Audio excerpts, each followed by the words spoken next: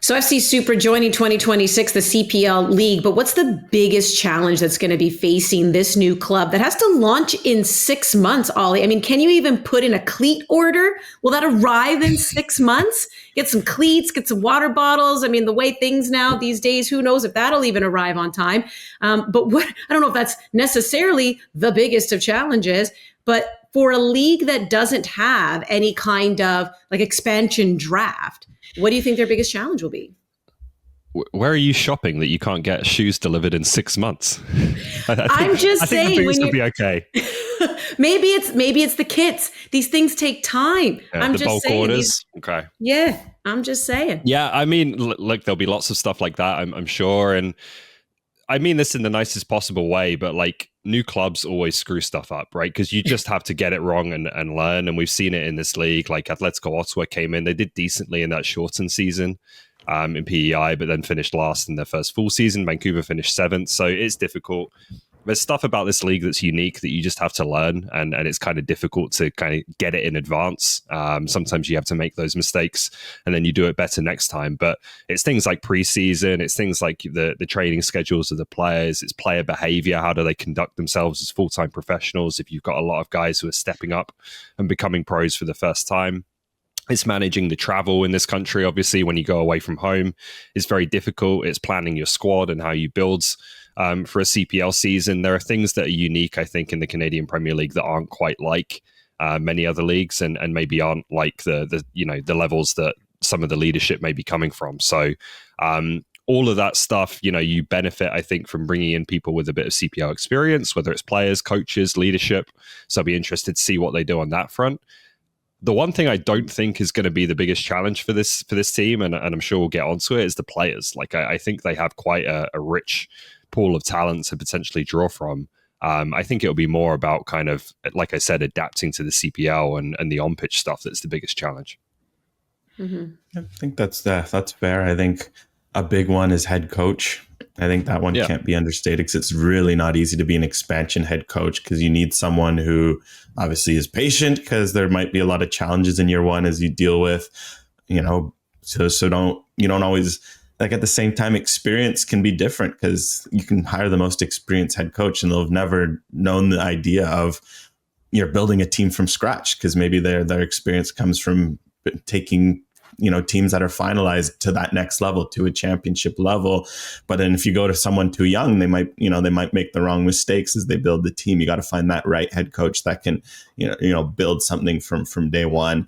And then, the roster is another one, because you obviously want to use this club as a chance to really, promote from within, so to speak. Like if there's a lot of Ligue 1 Quebec players that impress, but at the same time, you would like to have some players who have some experience from around the league, maybe even experience at higher levels to fill that leadership void. So I'm looking at those two things, and then naturally, how do you fill up that stadium from day one and keep it filled? Because there's always going to be a bit of a buzz when a new team comes in. You see that with all markets, but how do you keep people coming out throughout that year, keep that buzz? That's always can be a bit tough, especially if the team doesn't do so well. So I know they've got big plans. They're saying, like, we want to make the playoffs year one, and I like that sort of energy from them day one. But in case things are rocky, because that could be the case with new clubs, how do you respond to that and make sure that you're still, building a buzz around it in the city long term?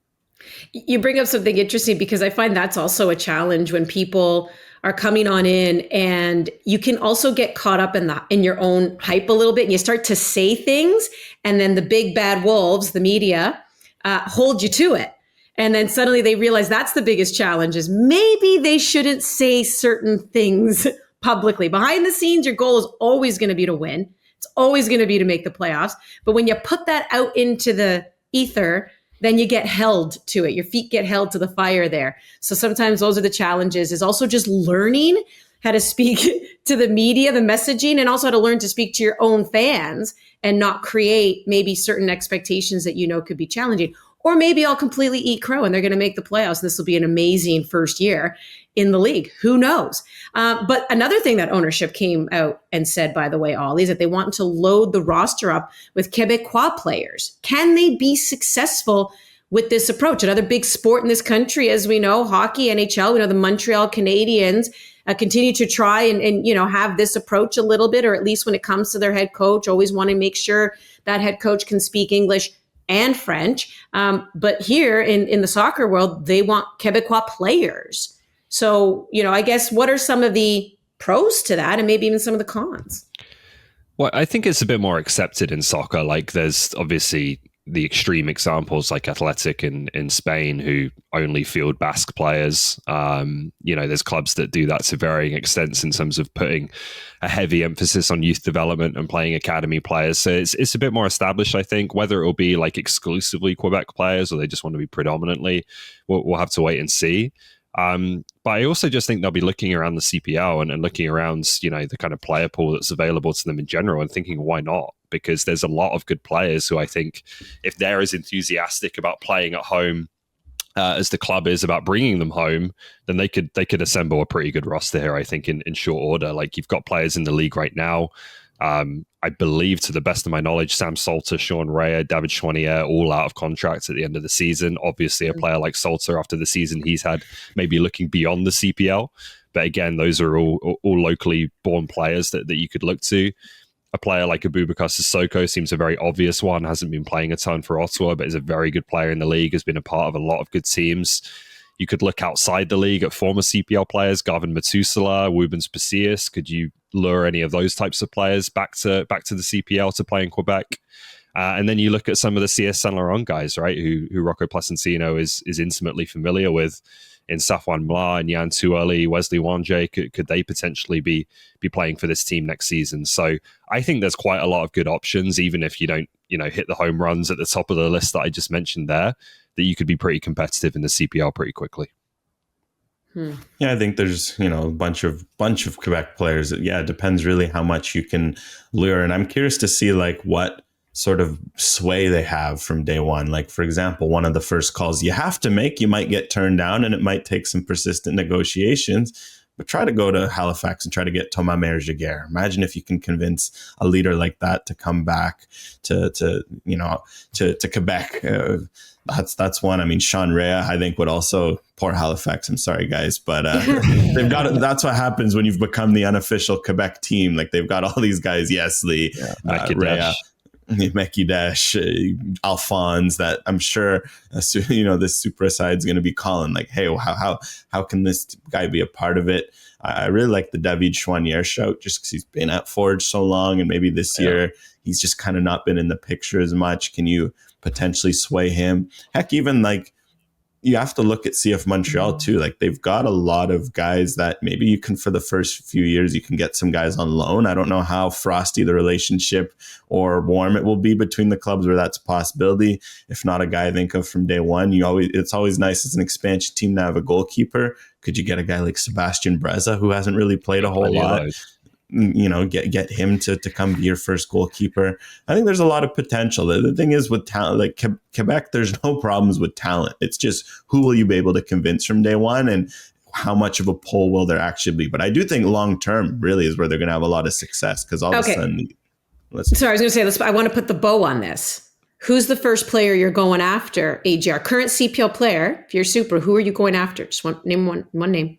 You named a bunch, but who would be your first? I'd go Sean Rea because at the end of the day, attackers are what put bums in seats. Okay. Rea would be the one who seems feasible, who would be a star signing straight off the bat. Like Salter, I think, like I said, would be looking for maybe a step up at this point. And Chouanier, I think, would be a very good one as well. That makes a lot of sense. Okay. Here's the other thing, because why don't we just love conflict? Why not? How does Supra convince CF Montreal fans to switch allegiances? It has not been good for CF Montreal. AGR, you even mentioned, honoring history. And we know the last few years, it's not been good for the corporate suits over, with CF Montreal. There are still so many fans who refer to them as the Impact, like they are Montreal Impact, and that's that. There's been, changes that they don't like. They're not performing on the pitch. Do you think those fans, Ollie, are primed for the picking right now? Maybe. Like it's obviously not a great environment there. Like CF Montreal posted happy birthday to Joey Saputo on their social media account today, and they had to turn the comments off, which like kind of tells you where it's at in terms of the club and fan relationship right now.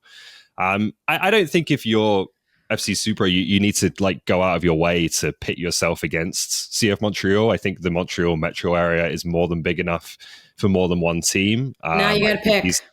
I think these types of rivalries and this type of competition can strengthen both clubs. So I'd hope it's a good thing for both clubs.